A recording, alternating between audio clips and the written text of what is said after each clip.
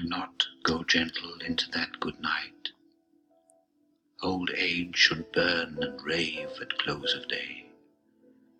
Rage, rage against the dying of the light. Though wise men at their end know dark is right, because their words had forked no lightning, they do not go gentle into that good night. Good men, the last wave by, crying how bright their frail deeds might have danced in the green bay. Rage, rage against the dying of the light. Wild men who caught and sang the sun in flight, and learned too late they grieved it on its way, do not go gentle into that good night. Grave men near death, who see with blinding sight, blind eyes could blaze like meteors and be gay. Rage, rage against the dying of the light. And you, my father, there on the sad height, curse, bless me now with your fierce tears, I pray. Do not go gentle into that good night. Rage, rage against the dying of the light. So that was the reading of the poem that I picked called Do Not Go Gentle Into That Good Night by Dylan Thomas. And the background of that movie was from the movie Interstellar, which I will be talking about later. And the person reading that was Anthony Hopkins, who was doing just a intense reading of the poem. A little bit of background on this poem. It was written by Dylan Thomas in 1947. It was inspired by his father, who was slowly becoming sick and blind, and as his father deteriorated, Thomas just didn't want to see him suffer. He wanted to see him fight against death, and Thomas will say that his father was kind of a failed poet who was somewhat unpublished, and so he was really just trying to inspire his father, and in turn he inspired a lot of us and a lot of our poetry and to keep moving forward. And he actually published this while he was working for a BBC network. He was hosting literary discussions, reading poetry, sometimes his own, sometimes not. So what's the meaning behind the poem?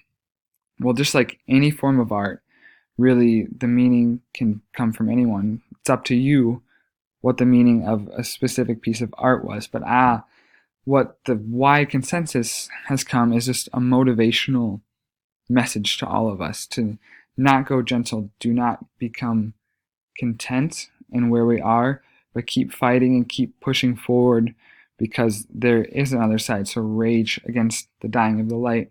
And you can see that right here through these. I googled image the poem, and these 3 motivational posters popped up, so you can just really tell that that's what this is about. It's really just fighting against death and contemptness. So the question is, why Interstellar? This movie pops up in the movie Interstellar multiple times. I'll show you a clip of that later at the end. But basically, the plot of Interstellar is, spoiler alert, if you haven't seen Interstellar, there are going to be like a few minor spoilers coming. I really recommend the movie. It's one of my favorites. But basically, it's in the future, and the Earth is dying, crops are dying, plants are dying, and there's just dust storms all the time.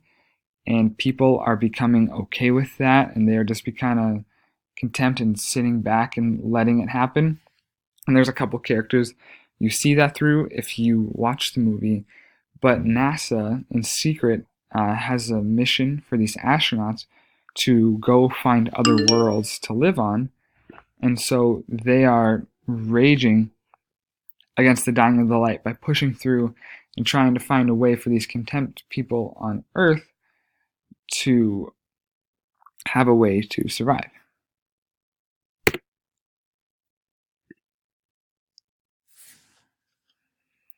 I hear your meeting at the school didn't go so well.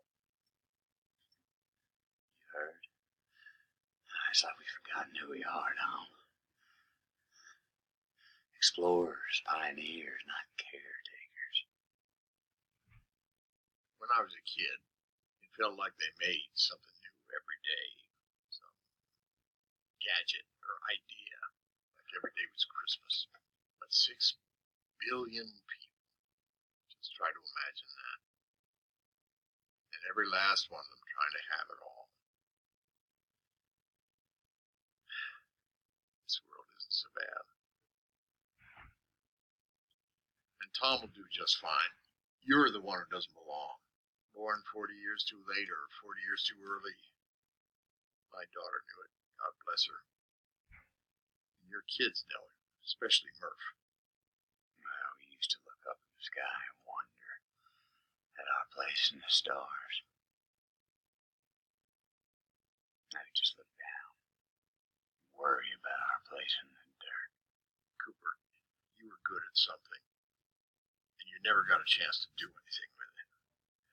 I'm sorry.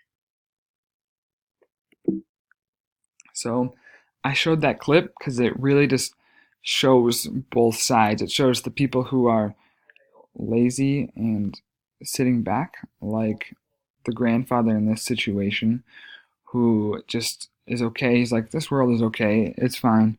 And meanwhile, our other character, Cooper, who says one of the best lines, in my opinion, of the movie, which is, we used to look up at the stars and wonder, or we used to look up at the sky and wonder at our place in the stars.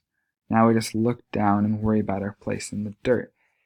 And that part just really exemplifies the line, do not go gentle into that good night, because there are definitely people on earth who are trying just to go gentle into that good night. They're just sitting back and letting that happen. And meanwhile, Cooper has this spirit inside of him to explore, to get out there, to look up at the stars, and to find a way to survive and be happy.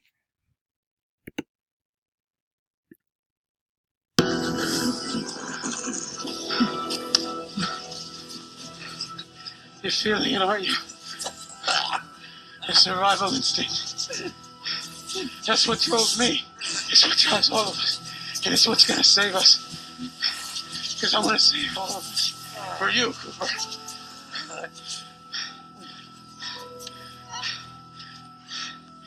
I'm sorry, I can't watch you go through this. I'm sorry. I thought I could, but I can't. I'm here. I'm here for you. Just listen to my voice, Cooper. I'm right here. You're not alone.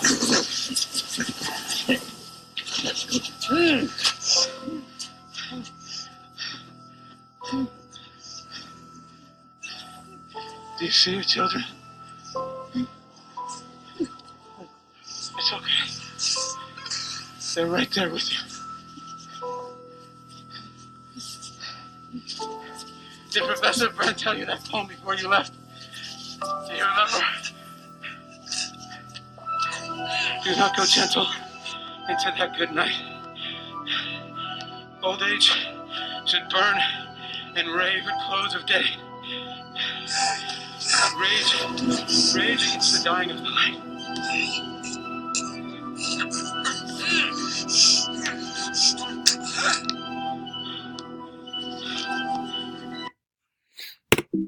So I chose that clip too, because again, it just exemplifies rage against the dying of the light. And it's no coincidence that as soon as he reads that line of the poem, the camera shot pans down to the thing that will save Cooper's life. And as he's dying and running out of oxygen, he sees that, and he's probably imagining his kids, like our other character, who happens to be Matt Damon, said. And he's just fighting for survival. He's not giving in. It would be easy just to lay back and squander around, but he sees his way out. He sees his one hope of survival, and it's going to be difficult, but he rages against the dying of the light. And so, just in conclusion, the movie Interstellar uses this poem so much just because narratively, the story and the message behind Do Not Go Gentle into That Good Night is just interwoven with the movie.